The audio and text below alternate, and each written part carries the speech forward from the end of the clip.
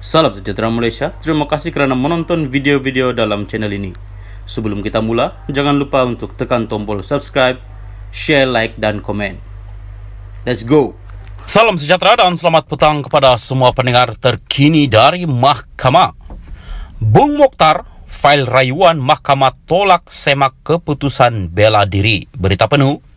Datuk Seri Bung Mokhtar Radin dan istrinya Datin Sri Zizi Izti Abdul Samad memfailkan rayuan terhadap keputusan Mahkamah Tinggi di Kuala Lumpur yang menolak permohonan untuk menyemak keputusan Mahkamah Session yang memerintahkan pasangan itu membela diri atas 3 pertuduhan rasuah berjumlah RM2.8 juta membabitkan pelaburan RM150 juta ringgit dalam unit amanah publik Mutual Berhad.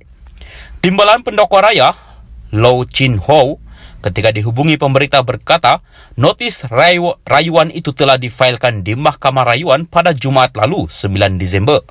Berdasarkan notis itu, kedua-dua mereka memohon salinan nota-nota keterangan dan alasan penghakiman di bawah Peraturan 61 Kaedah-Kaedah Mahkamah Rayuan 1996.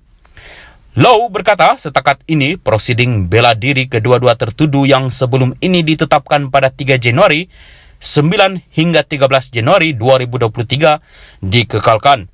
Pada 9 Disember lepas, Bung Mokhtar dan istrinya gagal dalam permohonan untuk menyemak keputusan Mahkamah Session di sini yang memerintahkan mereka membela diri atas 3 pertuduhan itu setelah Pesuruhjaya Kehakiman Datuk Azhar Abdul Hamid membenarkan bantahan awal oleh pihak pendakwaan terhadap permohonan tersebut.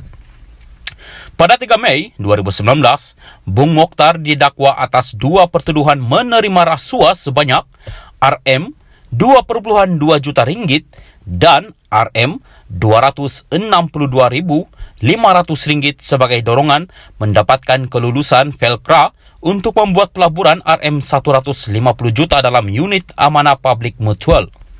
Beliau didakwa menerima rasuah daripada ejen publik Mutual iaitu Madhi Abdul Hamid Manurzi Zizi Izati di Public Bank Cawangan Taman Melawati di Kuala Lumpur antara 12.30 tengah hari dan 5 petang 12 Jun 2015. Beliau juga didakwa menerima wang tunai RM337.500 daripada perundingan unit amanah Nurhaili Ahmad Mokhtar di bawah nama Zizi Izati atas sebab dan di tempat sama pada 19 Jun 2015, manakala Zizi Izati berdepan 3 pertuduhan bersubahat dengan suaminya berhubung perkara itu di tempat, tarikh dan masa yang sama. Berita ini dipetik dari Malaysia Kini.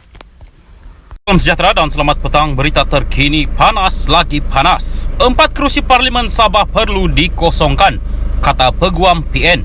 Berita penuh. Seorang peguam Perikatan Nasional PN berpandangan kerusi Parlimen dimenangi 4 wakil rakyat Sabah dalam pilihan raya umum ke-15 perlu dikosongkan selepas mereka mengumumkan keluar daripada Bersatu semalam. Ia susulan polemik mengenai status 4 ahli Parlimen itu yang bertanding dalam PRU15 atas tiket Gabungan Rakyat Sabah GRS namun menjadi ahli Bersatu. 4 ahli Parlimen Bersatu Sabah yang bertanding atas tiket GRS adalah Datuk Azmizan Muhammad Ali Papar, Khairul Firdaus Akbar Khan Batu Sapi, Jonathan Yasin Ranau dan Datuk Matalib Mat Bali Musa Sipitang. Ketua Pasukan Undang-Undang Bilik Gerakan Utama Perikatan Nasional PN Wan Rohimi Wan Daud berpandangan tindakan ke-4 ahli Parlimen itu memenuhi syarat yang diperuntukkan perkara 49E Perlembagaan Persekutuan. Berdasarkan peruntukan itu, katanya 4 wakil rakyat berkenaan perlu mengosongkan kerusi Parlimen masing-masing kerana pembabitan mereka dalam GRS turut tergugur apabila mengumumkan keluar daripada Bersatu. Apabila 4 ahli Parlimen ini mengisytiharkan keluar Bersatu, mereka bukan lagi ahli kepada mana-mana komponen parti dalam GRS. Pada peringkat itu, mereka secara automatik bukan lagi ahli kepada gabungan GRS kerana telah memutuskan talian keahlian melalui parti komponen Bersatu. Mereka tidak boleh mengatakan keluar Bersatu tetapi kekal dalam GRS kerana keahlian mereka dalam GRS bersifat by extension atau atas keanggotaan mereka sebagai ahli Bersatu. berhenti daripada menjadi ahli bersatu, maka secara jelasnya mereka turut berhenti daripada menjadi ahli gabungan GRS. Justru operasi undang-undang berkaitan peruntukan perkara 49E-1-E-I adalah terpakai ke atas 4 ahli parlimen ini. Maka keahlian mereka sebagai ahli Dewan Rakyat turut gugur, katanya dalam satu kenyataan hari ini. Peguam kepada Presiden PAS Tan Sri Abdul Hadi Awang itu mengulas pengumuman keluar parti oleh pemimpin bersatu Sabah semalam, termasuk semua 4 ahli parlimen dan 15 ahli Dewan Undangan Negeri Adun parti itu. Bekas Ketua Badan Pemimpin Bersatu Sabah, Datuk Haji Jinor, yang mengumumkan perkara itu memaklumkan kumpulan itu akan menubuhkan parti tempatan baru, namun buat masa ini mereka secara kolektif akan menjadi ahli GRS.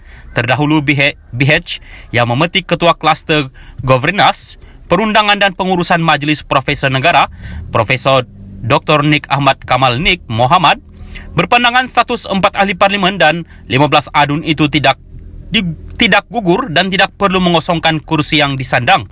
Beliau berpandangan tindakan mereka tidak tertakluk dalam perkara 49E yang mula berkuat kuasa pada 5 Oktober lalu kerana 4 ahli parlimen itu bertanding dalam PRU15 atas tiket GRS yang sudah didaftarkan, bukannya bersatu.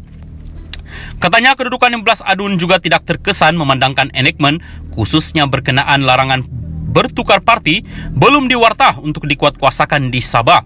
Mengulas lanjut, Wan Rohimi yang juga pengurusi Lajna Undang-Undang dan Hak Asasi Manusia, LUHAM, PAS Pusat berkata, keanggotaan 4 wakil rakyat Sabah itu bukan secara langsung dengan GRS, sebaliknya menerusi bersatu. Artinya, status mereka sebagai ahli parlimen GRS adalah bersyarat selagi mana mereka mengekalkan keahlian dalam bersatu, katanya.